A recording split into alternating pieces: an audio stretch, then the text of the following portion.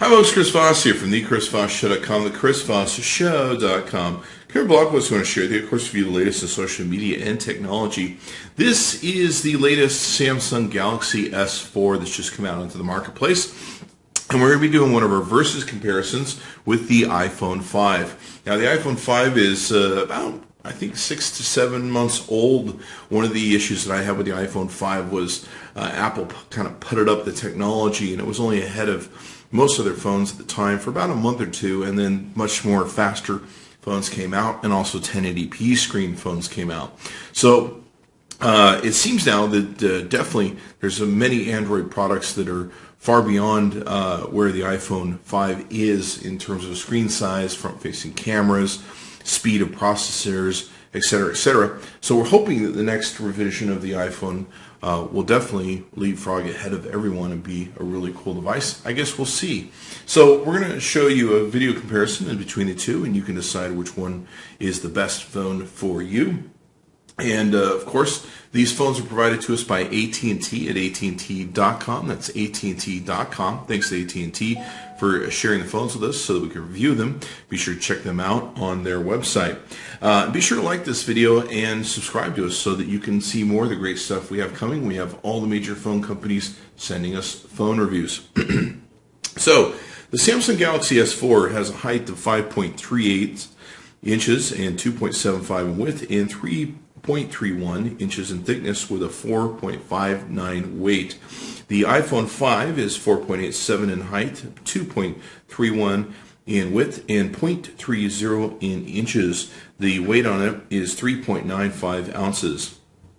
On the display on the Samsung S4, we're looking at a 5-inch display at 1080p, 441 ppi, which is pixels per inch, Super AMOLED 16.7 million screen, capacitive multi-touch, and on the iPhone 5, we're looking at a 4-inch screen, so a whole 1 inch less. It's 640 by 1136 pixels, 326 ppi. It has an IPS LCD 16.7 million capacitive multi-touch screen. On the Samsung S4, you're looking at 2600 milliamp battery. Comparatively, on the iPhone 5, 1400 milliamp hour battery. The hardware that's in the S4 is a quad-core 1900 megahertz, 1.9 gigahertz you can call it. Kraut 300, it's got 2 megabytes of RAM, comes with built-in storage of 16 gigabytes. I believe you can get this in the 32 gigabyte standards too. The cool thing about it though is it does have expandable memory up to 64 gigabytes with a micro SD card you can shove in the back. On the iPhone 5, you're looking at what they call the Apple A6 chip. It's a dual core, not a quad core. Basically a 1.3 gigahertz chip. It's got 1 gigabyte of RAM, 16 gigabytes of internal storage. You can buy these models 16, 32, and 64 gigabytes. Now, on the cameras, definitely some difference and distinction here also. On the Samsung Galaxy S4, you're looking at 13 megapixels. And it's got a front-facing and rear-facing 1080p 30 frames per second video camera. 2 megapixels on the front-facing camera. On the iPhone 5, you're looking at 8 megapixels on the rear-facing camera, 1.2 megapixels on the front-facing camera, and 1080p out the front, 720 out the front, 1080p HD out the back. And some key differences between the two. The Samsung Galaxy S4 has NFC chip technology, which the iPhone 5 does not. It also has an infrared IR blaster that's built into it so that you can actually work your television, change channels, all that sort of good stuff with it. So very interesting technology they put into the Samsung. Let's take a look at both these devices. Both the devices are very well built in how they put the work into them. You can see here that on the Samsung S4 we have several sensors in the front that actually gear movement, touch, etc., etc. Front-facing camera. We also have the speaker for calls. On the top of the iPhone 5 we have front-facing camera, speaker for calls, and a sensor. On the bottom we have on the Galaxy, we have capacitive touchscreen for both menu and back button and a home button, where with the iPhone 5, we're looking at just a home button. And flipping both devices over, let's take a look at that. You can see here that the iPhone 5's got an aluminum back to it and the glass bezels here in the top and bottom. You can see we've got our camera eye, a front-facing microphone, which is really smart in picking up audio when you're recording video, and your lamp flash. On the Galaxy S4, you've got a camera eye, your lamp flash, and then we've got the speaker down here. Now the back is not removable on the iPhone 5, whereas with the Galaxy S4, you can remove the back and you can put in your micro SD card here, your SIM, and you can also change out the battery if you so choose on the fly. Samsung is actually selling a device with this that you can take and buy. It's an add-on, and in so doing, you can charge your battery, a spare battery separately, and be able to get it all going on so that you can flip them out at will. Beautiful design and build on the iPhone 5. I got to tell you, it's the edges that they put into it, and the build is pretty amazing when you take a look at the device at whole. It's a very beautiful, elegant device. The Samsung S4s and the other Samsungs get a little bit knocked around with what they call the plasticky nature of them, but they're very feature rich, they're very app rich when it comes to apps that Samsung puts on it, and they do a really good job, and I really just don't feel that the plasticky nature of it takes away from what a great phone it is internally and everything else. So we'll talk about that some more. Let's take a look at the top of both these devices.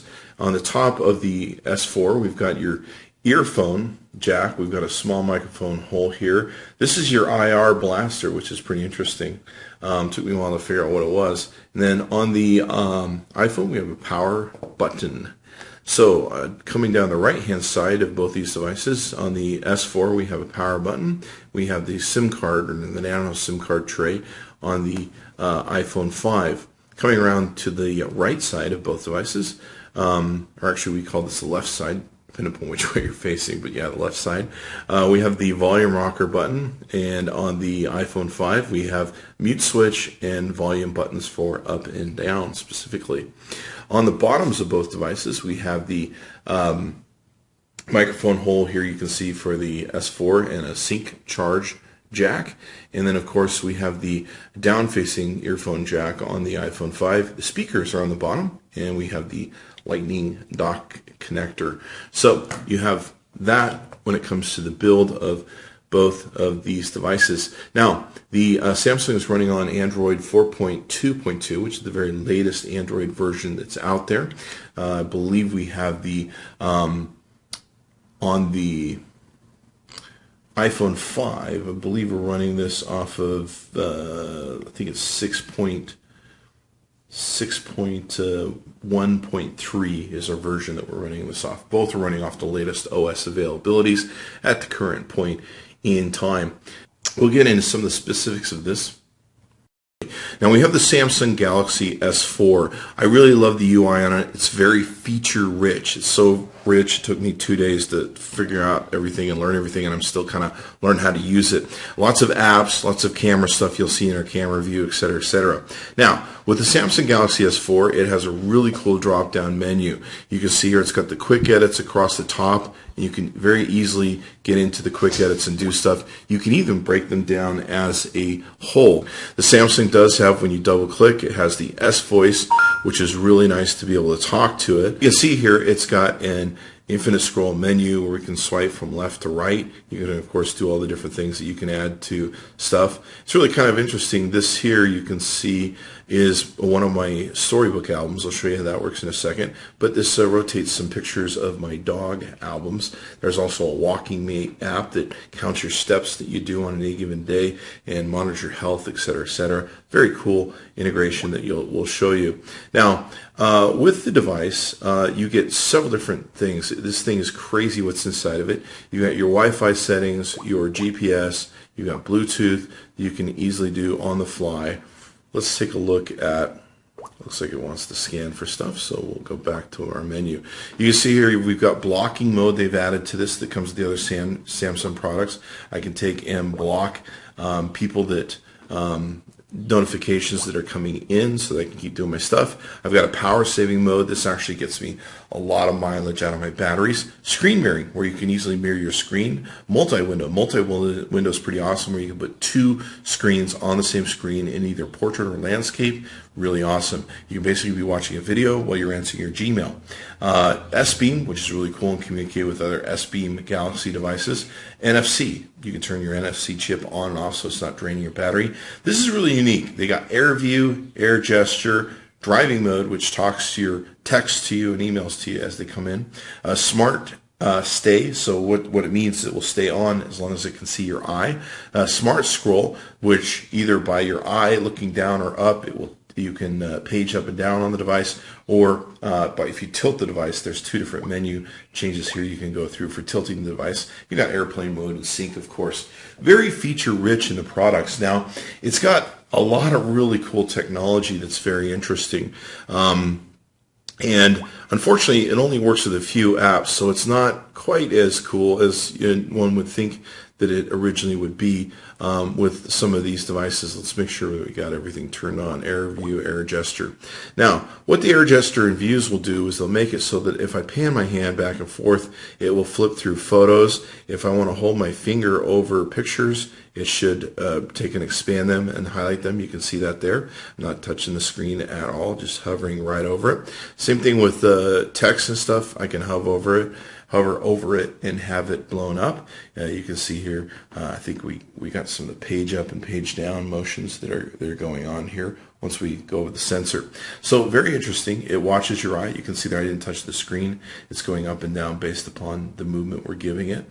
And of course you can go left to right. It's very cool. Usually it only works when you're in your photos. And I think there might be some other apps. I've heard it works in Flipboard, but I couldn't get it to work in Flipboard for me. So let's see if this will work for us. I don't think this will work in the Storyboard app. We'll try it in the gallery and see if it works there, which I know it works in because I've tried it. So you've got your gallery here of your photos, and just some really interesting, very cool things they put in here that are super awesome at integration for your stuff. I'm not sure if we locked up here or what we're doing. Okay, there we go.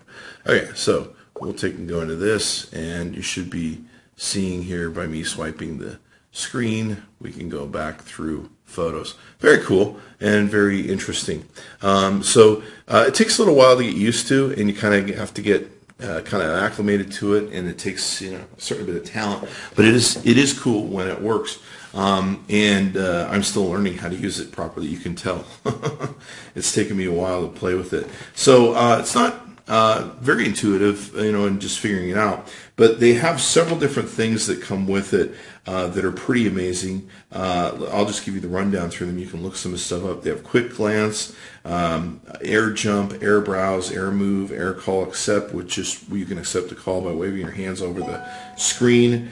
You have Air View, which does an information preview, progress preview, speed dial preview, web page magnifier. Just really crazy stuff they put in the UI. Now, let me show you some other stuff too.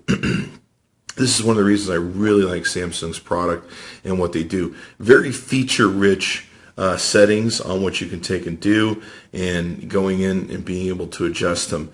I can go into several different things: blocking mode, accessibility, motions and gestures. I have a whole different customizable thing I can do with motions and gestures in here. I have a whole different thing I can do with Air View. Just really feature rich on voice control that we have here. Feature rich on a lot of different things that you can do in the settings, and a lot more control. And I just really, really love the experience and the richness of the Samsung UI. Now, let's talk about some other things that come with the Samsung that's very cool. They have some apps that are installed. Now, some people don't like these apps, call them crapware. AT&T, of course, has its stuff here. But The apps are really neat that they put in. There's group play where you can take and share music and videos amongst each other, and take in, I believe it's up to 3 devices you can take and do. You create your own group and everything else, and that's very neat and interesting. So you got that. You've got, let's see, what else are we looking for here? Oh, you've got this thing. It's called the optical reader, and this thing will read QR codes. It will also translate stuff for you into different languages, which is very interesting and cool. I mean, they really, I just feel like Samsung just threw everything in here, including the kitchen sink. We have S Health, which helps monitor how much you're walking, calories you burn, everything else on here. There's also the Samsung apps, Samsung Hub, Samsung Link, which links with other devices that are Samsung. You've got story albums that you saw the dog album that we had. You can create an album, different albums of your stuff that are on the camera, or on the device, I should say. There's also S-Translator, where you can take and, you can see the Samsung link there with Samsung devices. And there's Translator, S-Translator, so you can get stuff translated for you if you're on the go in other countries. There's S-Memo, of course, which is pretty normal. I like S-Voice. It's basically the Siri of Samsung Galaxy S4. And the other thing we have, there was a video editor you can download, which I found really cool. But there is what's called Watch On. And by clicking on Watch On, this is basically works through the company. I believe it's Peel or Peak. This works through, but you can set it up to where you're using that IR blaster that's on the top. You can literally control your TV. I had my TV working in just like a minute or two. It was really simple and easy, very intuitive. And so you can basically, you can tell what what photos, or what TV shows you like. You can also integrate with Netflix, which is really cool. And you can basically go, hey, what's on today? It integrates where it tells you, you tell it what service you're using, what area you're in and your zip code, and you can basically control your TV. It's pretty freaking awesome. I'm pretty impressed with all the stuff they threw in. There's a separate area for videos where you can just hit videos and go to your videos. You don't have to fight your way through the gallery anymore. You can just get to your videos. I really, really like that. There's the voice recorder, of course, that comes with the Samsung and voice search. So it's really feature rich when it comes to all the stuff that's in the Galaxy Samsung. You can see the UI is very rich. I love being able to adjust this stuff on the fly because I can easily power the device down, quit wasting battery and energy, and at night I can put it into power saving mode, which really helps me in keeping the battery life up on these devices, especially with these screens.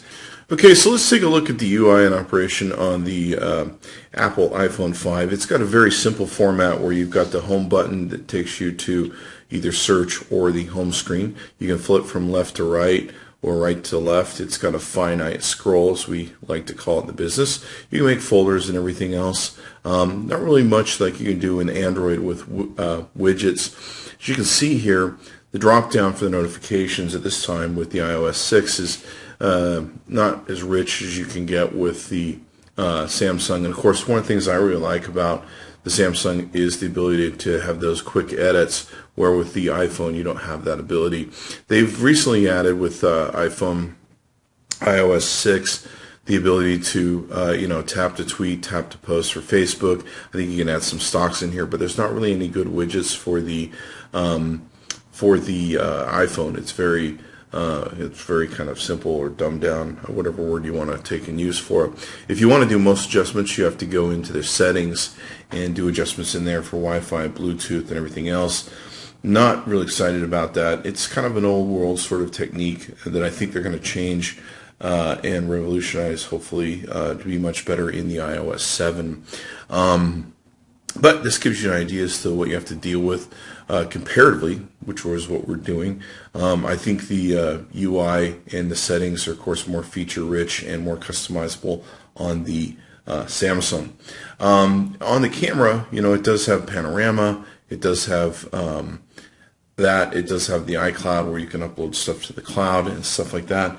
Other than that, not really much that you can deal with. It does have its own little apps that you can take and use for utility purposes: calendar, pass book, the clock, very simple stuff, videos, etc., etc. You can download Apple Maps if you really want to trust yourself with Apple Maps and the weather. So it's got some interesting features to it. Many people like the simplicity nature of it and feel that it's very intuitive. Okay, so here you can see we've run a Geekbench 2 score on both these devices. You can see here, this is one of the highest scores I've ever seen out of the iPhone 5. It's normally about 1,500. Pretty amazed. The score for the Samsung S4 is 3194. Basically, it's twice as fast and twice as good on benchmarking compared to the iPhone 5. Really no competition here with the two devices, but it does give you some benchmarking so that you can have an idea as to how well each of them are built and what goes into them. We're going to page down through these. The great thing about these apps is you can download them on your current devices and kind of see how your device might match up with one of these and whether or not you should upgrade and get one.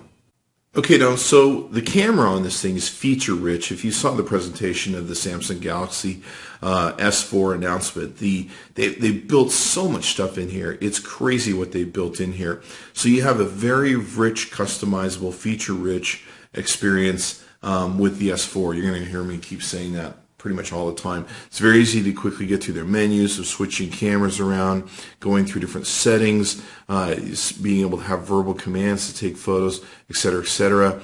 You just full control of everything and anything when it comes down to it.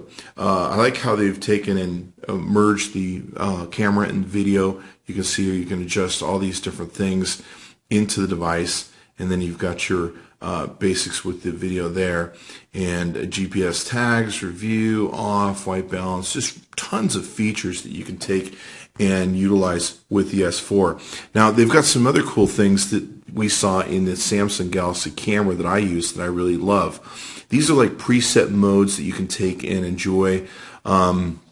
Different things like sports, fast movements, panoramas. There's the eraser feature, which you saw in the announcement for the S4, if you saw it, where you can erase moving objects from your backgrounds. Rich tones HDR, which comes out really good. Animated photo. This is pretty neat, where you can control the animation or things moving in a photo.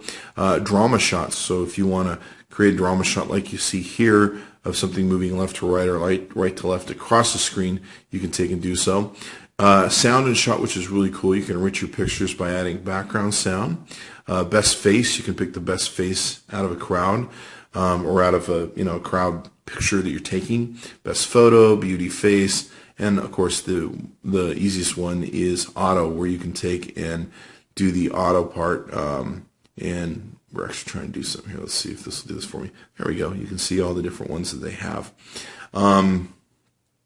So you've got your camera here. You've got your video here. You've got the ability to get into your gallery here. Let's talk about some of the different things here.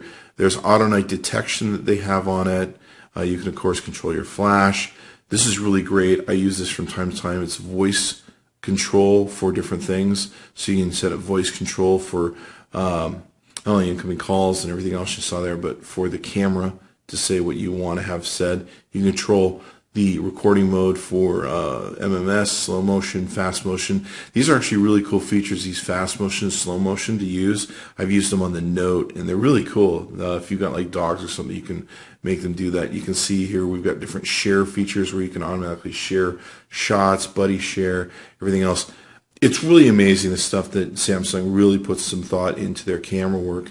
And I've been really impressed with it, especially with the Samsung Galaxy camera. They brought most of that over here to the S4.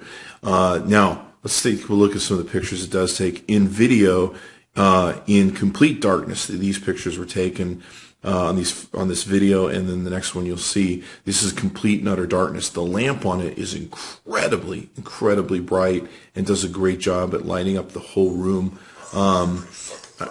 You can even hear me say, "Wow, I'm really surprised at how bright it is." So it's a very bright lamp. Here's a photo taken in complete and utter darkness. It's coming in great with the focus. I think it did like a double shot on me where it flashed the flash, and got the focus, and then it shot the flash again and got the picture. I'm pretty sure that's what did take place. Now these are in well-lit situations, and we're just taking a look at some color here with the video. The video is really good. Of course, it's 1080p, 30 frames per second, and the colors come in extremely rich. It's got a beautiful, beautiful color grid to the color dynamic, color grid, whatever you want to call it, to the Samsung S4. So let's take a look at, here's a picture that we're seeing here of the same thing. So we're seeing some of the colors. Now, the 13 megapixel is pretty freaking amazing. Look at this. You can see really good picture of my dog, but I want to show you something. When you zoom in really close, can you see that? You can see little drool spots or dirt or, you know, doggy drool spots or something. Who knows what it is on my floor. Is that freaking crazy or what? So you can zoom in this big picture, and it just takes incredible shots. 13 megapixel, you can't really beat it. Well, I mean, you could beat it if you had a DSLR, but when it comes to mobile phones, really great stuff. I mean, it's picking up all the dirt on my floor. So it's got a great camera to it. It seems to work in all different cases, low light and everything else. Comes across real well. This is a low light shot that we took. You can see Abby came in pretty well in her look. You can tell it's a low light shot from the way it came out, but we're still very well in focus. It's a great picture and everything else. So thumbs up on the camera. Really love the camera, and it's very feature rich and customizable. Okay, folks, so let's talk about the iPhone 5 camera. It's got a very simple, intuitive interface to it. You can adjust your flash. In options, you've got some things you can do with the grid. You can add or HDR, and you've also got panorama built in. So you got some features you can take and do. It's certainly not customizable and doesn't have the ability to edit things like ISO settings, white balance settings, things that you can do with normal cameras and also with the Android line. You can easily switch between your phone and your camera and your video. Very simple format. You can focus in on stuff. Pulling, you can take and zoom. So you've got that sort of thing you can take and do. But not a lot of complexity here. Very simple, very intuitive format, very easy to get along with. It's a great camera. It has incredible optics, and they built some really good camera software into it. It takes great pictures at 8 megapixels. So let's take a look here at some of the photos that we got out of the iPhone 5. You can also post-edit pictures. You can crop them and do some simple stuff, add some more colorizations to them, etc., etc. Here's a great picture of some pizza, of course. That'll probably make you hungry. You can see the colors on the video is, of course, vivid and wonderful. You know, it's 1080p. Great colors once again here on the photographs of it. Fairly good lamp that's on the iPhone for being in the dark. You can see here it struggles just a little bit, and it doesn't light up as much as the other devices that we've seen, but it does an okay job. Here's a complete dark photo. It does a great job with its flash, being able to capture and focus on everything. A nice bright flash. Here you can see some colorized photos. Really good on the details of the image. As you blow these up, you're going to see individual little pieces and parts of the photo. So it takes really, really good photos. Very good detail and everything else. Even close-up shots like coffee beans and stuff like that, it's going to take really good photos of. So very impressed with the iPhone 5 camera. It does a great job, and it's probably one of the best 8 megapixel cameras on phones out there. Okay, so all in all, I've liked both phones. The iPhone 5 was a great phone for several months when it first came out. It was top dog, and definitely had some beautiful, wonderful things. I wish that there were some more things that iPhone had done, Apple had done with the product, but they, they're their own man, and they do what they want. With the Samsung Galaxy S4, it's definitely an incredible phone. For me, it's the best phone on the Android market currently right now. Actually, I have to be honest, it's the best phone out there, and I think you've probably seen some of that in this video. hopefully it'll be up to Apple to throw down the gauntlet again and come out with a phone that definitely is way better than anything we've seen so far. So thanks to AT&T for giving us the phones. Be sure to go to their website, AT&T.com. Tell them Chris Voss sent you. Chris Voss tested, Chris Voss approved. And be sure to like this video and subscribe to us on YouTube so you can get all the really cool videos and comparisons that we'll be doing. Thanks for coming by.